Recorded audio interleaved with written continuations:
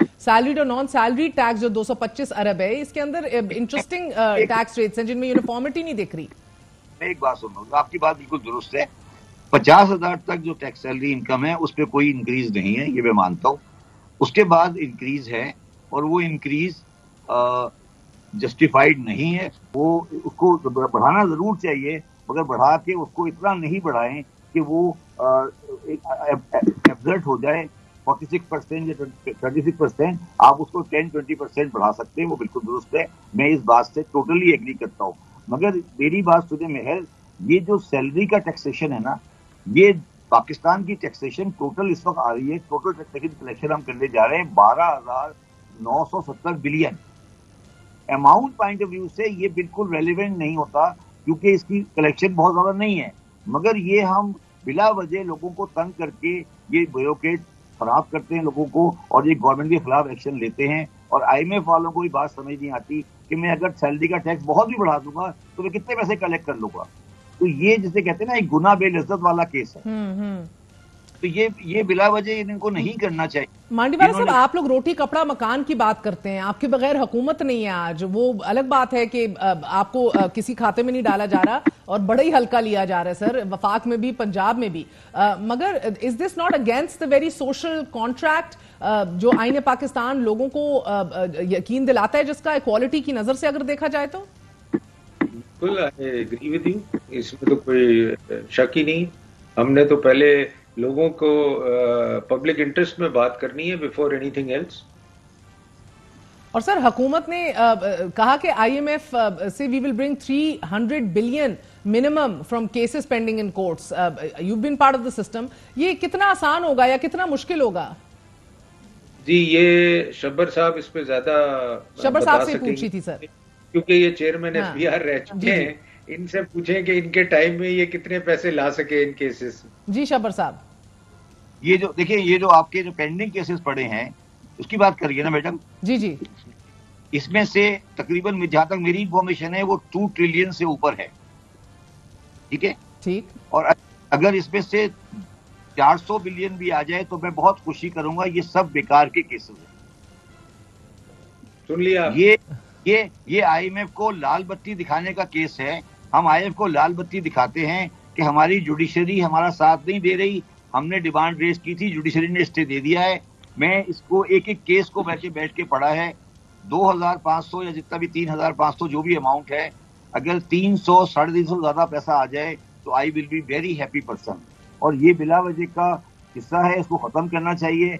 ये सिर्फ IMF को लाल बत्ती दिखाते हैं कि सर देखिए जी, हमने तो 3,000 ट्रिलियन और लिया था, ये इकट्ठा, ये हमारी जुडिशरी हमसे कोऑपरेट नहीं कर रही और ये टैक्स इन्होंने हमें नहीं लेने दिया और ये इसको इस तरह कर दिया गया। मगर मैं आपसे एक सवाल करता हूँ, मुझे ये बताइए कि जो भी नई गवर्नमेंट आती है या कोई भी गवर्नमेंट आती है, वो कोई इकोनॉमिक प्लान देती है, कोई चीज आगे लेके चलती है। ठीक है, मैं बिल्कुल क्लियरली ये कह सकता हूं कि 12,970 बिलियन का रेवेन्यू है, 9,700 बिलियन का लोकल डेट का खर्चा है, 9,700 इंटरेस्ट का खर्चा है जो गवर्नमेंट ऑफ पाकिस्तान देती है। 12,000 में से 9,700 ये कंट्री टेक्निकली डोमेस्टिक डिफॉल्ट में जा चुका है। आप लोग नहीं माने, वो आपकी मर्जी है। अगर औरंगजेब साहब खड़े होकर ये कहते कि कंट्री डोमेस्टिक डेट डिफॉल्ट में चली गई है तो मैं ज्यादा खुश होता। वो बिला वजह लोगों को इधर से उधर घुमा रहे हैं। बिल्कुल सीधी बात है, ये कंट्री डोमेस्टिक डेट डिफॉल्ट में जा चुकी है। अब सवाल सिर्फ फॉरेन डेट डिफॉल्ट का है जो IMF हमें नहीं होने देता। डोमेस्टिक डेट में वो हमें बेवकूफ बनाए जा रहे हैं और हम उनके साथ बेवकूफ बने जा रहे हैं। सर, एक तरफ मांडीवाला साहब नोट छापने का मामला है, आपके शब्बर जैदी साहब कह रहे हैं डोमेस्टिक डेट डिफॉल्ट में हम ऑलरेडी जा चुके हैं।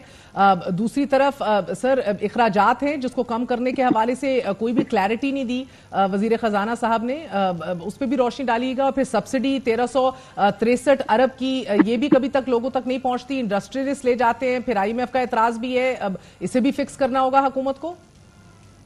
जी मेहर, देखें इस वक्त जो शब्बर साहब ने बात की है ना, ये बहुत बड़ा चैलेंज है गवर्नमेंट के लिए। और डेट रीपेमेंट, डेट इंटरेस्ट یہ it is getting more and more, اور جو انٹرسٹ ریٹس بڑھے ہیں اس سے فردر پریشر پڑا ہے گورنمنٹ کے اوپر. تو یہ جتنی باتیں ہم کر رہے ہیں یہ دیز آر ریالٹی. مطلب یہ چیزیں ہر بجٹ بنانے والے کے پاس یہ اس کے سامنے یہ چیزیں ہیں.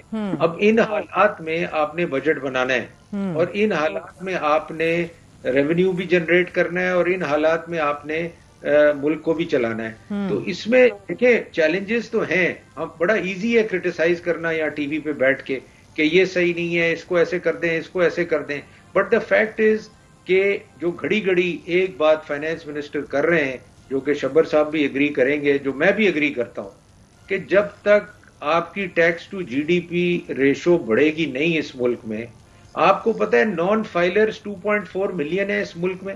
شبر زیدی صاحب بھی تھے چیئرمین ایف بی آر. میں ہمیشہ پچھلے 5 سال سے تو میں رو رہا ہوں کہ یہ نان فائلر کیا ہوتا ہے. یہ واحد ملک ہے پاکستان جس میں آپ فائلر بنتے ہیں جب آپ کا دل کرتا ہے، اور جب آپ کا دل کرتا ہے آپ نان فائلر بن جاتے ہیں. آپ کو کوئی پوچھنے والا سر نہیں. I agree with you sir, but the point is مانڈی والا صاحب کریکٹ میرا دیکھیں نا. خیر مجھے بتائیں ایک بات کہ ریٹیلر، ہول سیلر، ڈیلر جو کہ 26% پاکستان کا کما رہے ہیں، اس پہ کوئی ایک لفظ آپ نے سنا؟ اور سر پھر ریئل اسٹیٹ اور ایگریکلچر جو پروونسز نے نہیں ٹیکس کرنے تو نہ دینے کو بنتے ہیں نہ ٹیکس کرتے ہیں. تو میرا مطلب کسی ایک کروڑ تو اونٹ بیٹھ جائے نا ریئل اسٹیٹ. جی آپ نے ریٹیلر، ہول سیلر، ڈیلر کے بارے میں 30 لاکھ ریٹیلر ہے، 30,000 صرف رجسٹر ہوا ہے، اور ہمارے وزیر خزانہ کھڑے ہو کے کہہ رہے ہیں کہ تاجر دوست اسکیم کامیابی سے جاری ہے. یہ میں سمجھا رہا ہوں، میں سمجھا تو نہیں سکتا، میرے زیادہ بڑے سیاستدان ہیں. یہ سلیم مانڈی والا کے ساتھ شہباز شریف صاحب ہینڈ کر گئے ہیں. اگر وہ اس کو ہینڈل کر سکیں تو بڑی کامیابی ہوگی. نہیں تو یہ